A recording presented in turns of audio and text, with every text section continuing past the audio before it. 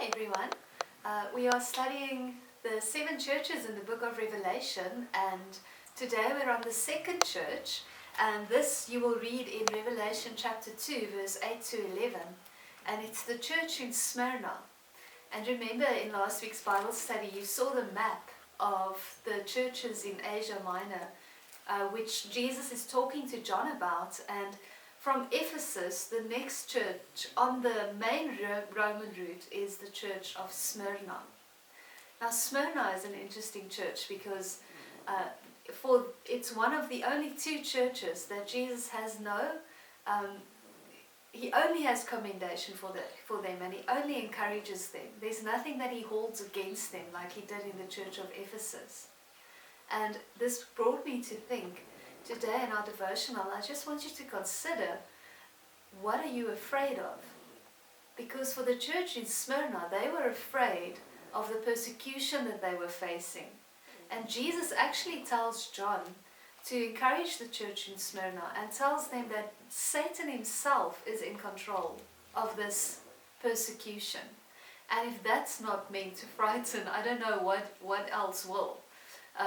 If you think about it, any persecution or opposition that we face is from Satan directly, and his only mission is to kill, steal and destroy us. So if you think about that, that is what Jesus is effectively saying to the church in Smyrna. He's saying to them that Satan is out to kill, steal and destroy you, but be encouraged and hold fast to your faith, because Jesus is there for them. And he actually tells them, if you overcome, if you persevere, if you endure this persecution, you will get a victor's crown.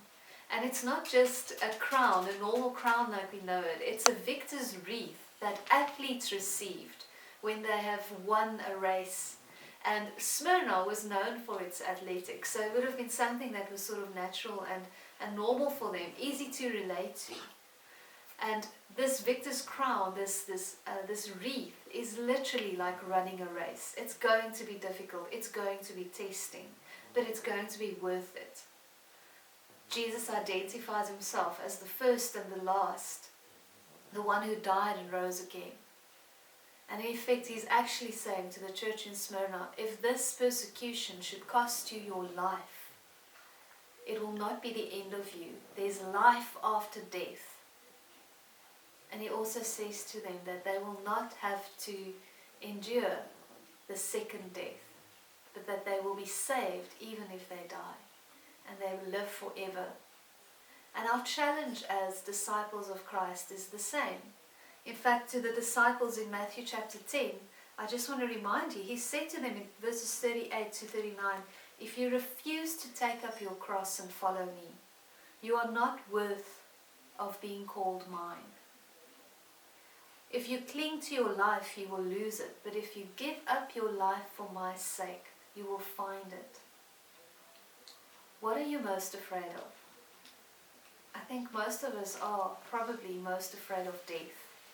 And that sort of drives us and helps us to make the decisions that we do make. But Jesus is saying that if following him should cost us our lives, then we are in good company. Because those who lose their lives for Jesus' sake will find it.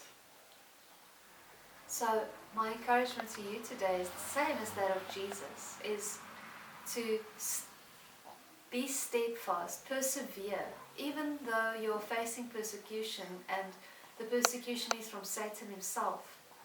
Endure and run this race to the end, and do not be afraid to give up your life for Jesus' sake, because he is able to raise you back to life. Until next time, bye.